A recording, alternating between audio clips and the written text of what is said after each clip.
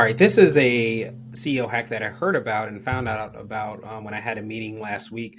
I think it's really cool because you can kind of spice up your Zoom waiting room so people aren't just sitting there and trying to figure out exactly like what to do and where to go.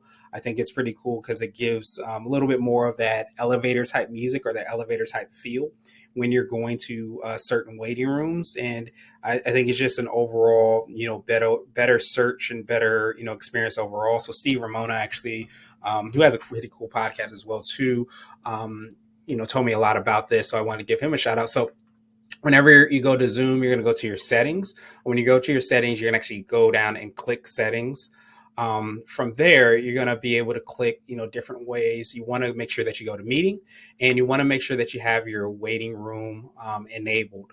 After that, you're going to see, many different options that you can kind of go into. And under waiting room, you're going to see this option to customize your waiting room. So from there, you're going to be able to go through and add a video to the waiting room. You can add a video, you can use the default screen, and you can also put a logo and just your description there as well too. But I think it's really cool because when I went into his waiting room, he had a video playing, and you can see that video playing here too. I think it's somewhat of a pretty cool touch to be able to see that.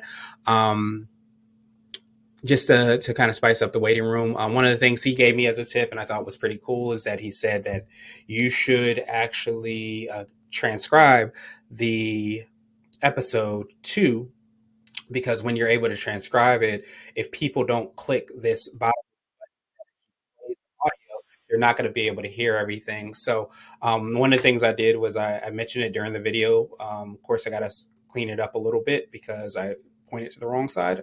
But things like that will allow you to know. So just as if you are going to do the whole unmute thing, it's actually going to be your left hand that you want to use, and actually you want to point down with. But I'm not sure exactly. It gives you an idea of how it looks from a